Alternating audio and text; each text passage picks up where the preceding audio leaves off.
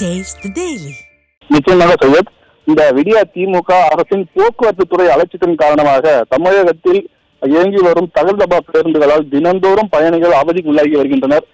குறிப்பாக அரசு பேருந்துகளில் முறையான சீட்டு வசதிகள், ஜன்னல்கள் உடைந்திருப்பது, கதவுகள் உடைந்திருப்பது போன்ற பேருந்துகளை இயக்குவதால் தினந்தோறும் பொதுமக்கள் அவதிக்குள்ளாகி வருகின்றனர். இந்த நிலையில செங்கல்பட்டில் இருந்து காஞ்சிபுரம் நோக்கி சென்ற அரசு பேருந்து திடீரென முன்பக்க சக்கரம் அச்சு முறிந்து கழன்று கீழே குறை சாய்ந்த நிலையில் இருந்த சம்பவம் அதிர்ச்சியை ஏற்படுத்தியுள்ளது.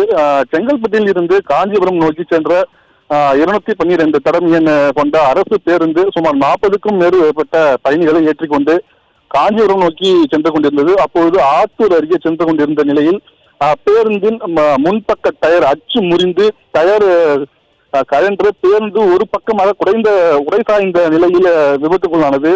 இந்த விபத்தில் பேருந்தில் இருந்த பயணிகள் பெரும் அதிர்ச்சிக்குள்ளாகினர். மேலும் அதிர்ஷ்டவசமாக இதில் யாருக்கும் எந்தவித காயமும் ஏற்படவில்லை. பின்னர் பயணிகள் அனைவரும் கீழே இறக்கப்பட்டு மாற்று பேருந்துக்காக அனுப்பி வைத்துள்ளனர்.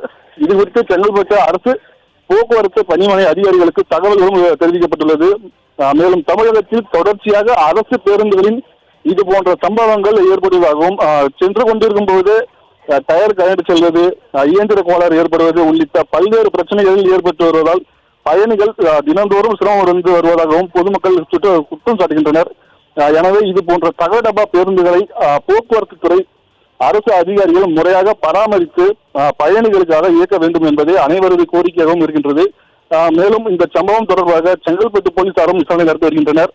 இந்த விடியா திமுக அரசின் போக்குவரத்து துறையின் அலட்சியத்தின் காரணமாக செங்கல்பட்டு அருகே சாலையில் சென்று கொண்டிருந்த அரசு பேருந்தின் முன்பக்க டயர் கழண்டு ஓடி விபத்துக்குள்ளான சம்பவம் பெரும் அதிர்ச்சியை ஏற்படுத்தியுள்ளது. சையத்.